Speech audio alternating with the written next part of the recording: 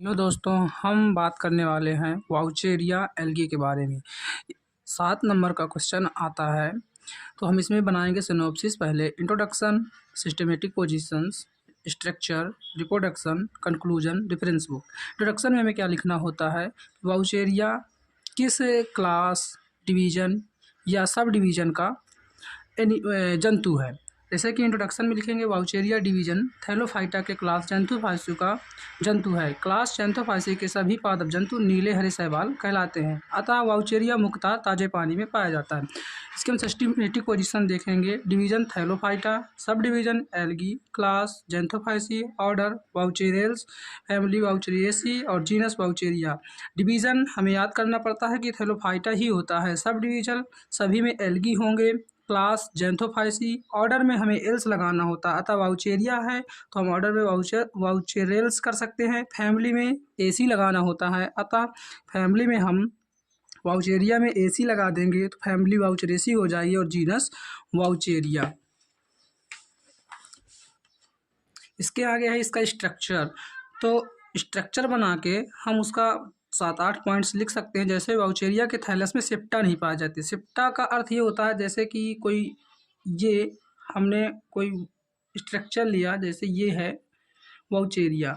अब यदि ये ऐसे सेप्टेड है तो इसे कहेंगे सेप्टेड। यदि इसमें ये नहीं है, ये पूरा खुला हुआ है, इसीलिए इसे कहते हैं असेप्टेड। अतः वाउचेरिया के थैलस में सेप्टा नहीं पाए जाते। थैलस बहुकेंद्र की होते हैं, अतः अर्थात इनमें बहुत सारे न्यूक्लियस पाए जाएंगे, जैसे A1, 2, 3 कई सारे मल्टी न्यूक्लियस। सेप्टा का निर्माण यौन अंगों के विकास के दौरान होता है। अभी सेप्टा नहीं है लेकिन बाद में सेप्टा आ जाते हैं, यानी कि जब इसका रिप्रोडक्शन जो पार्ट होता है, ऑर्गन होता है, उसमें फिर सेप्टा आ जाते हैं। राइजॉइड्स अनुपस्थित होता है, अर्थात इसमें जड़ नहीं पाई जाती। सेल वॉल की बाहरी भित्ति पेक्टोज की बनी होती है। सेल वॉल की भीतरी भित्ति सिलीज की बनी होती है। अब हम इसमें बात करेंगे रिप्रोडक्शन की। तो वाउचेरिया में प्रजनन निम्नलिखित 3 विधियों द्वारा होता है, अतः इसमें रिप्रोडक्शन जो है वह 3 विधि द्वारा होगा, 3 मेथड द्वारा होगा। पहला कौन सा है, वेजिटेटिव यानी कायिक प्रजनन। वाउचेरिया में यह प्रजनन विखंडन द्वारा, यानी एक शाखा जो है कई भागों में टूट जाती है और विखंडन द्वारा यह प्रजनन होता है। जब किसी कारण से वाउचेरिया का कोई भाग टूटकर पृथक हो जाता है, तब वह वृद्धि करके नए थैलस का निर्माण करता है। दूसरी विधि है अलैंगिक प्रजनन। वाउचेरिया में यह प्रजनन विभिन्न प्रकार की स्पोर्स के द्वारा होता है। तीसरी विधि है जू स्पोर्स। वाउचेरिया की जलीय जातियों में अलैंगिक प्रजनन जू स्पोर्स के द्वारा होता है। इसका प्रत्येक जू स्पोर्स मल्टी न्यूक्लिएट यानी कि बहुकेंद्र की, मल्टी फ्लैजिलेट यानी कई फ्लैजिला वाला तथा आकार में बड़ा होता है। ऐसे स्पोर्स को सीनोस्पोर्स भी कहते हैं। जो इसका निर्माण जियोस्पोरेंजियम के अंदर होता है, जो स्पोरेंजियोफोर में लगे रहते हैं। कुछ इस प्रकार वह पृथक होता है तथा एक नया वॉलबॉक्स कॉलोनी, एक नई कॉलोनी बना लेता है। अब अलैंगिक प्रजनन में इसमें 3 विधियाँ थी। पहली थी जू स्पोर्स, दूसरी है अप्लाइनोस्पोर्स।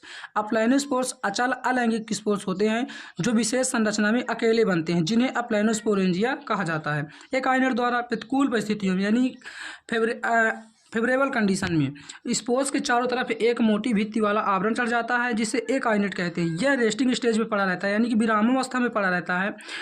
अनुकूल परिस्थितियाँ आने पर अंकुरन करके नए थैलस को जन्म देता है। अर्थात इसको जब ऐसा कंडीशन मिलता है कि यह ग्रो नहीं कर सकता, प्रजनन नहीं कर सकता, तब यह अपने चारों तरफ एक आवरण बना लेता है, यानी एक वॉल टाइप का बना लेगा और विरामावस्था यानी रेस्टिंग स्टेज में पड़ा रहेगा। जब इसको फेवरेबल कंडीशन मिलेगी, यानी कि पानी, हवा, नमी आदि मिलेगी, तब यह प्रजनन कर लेगा।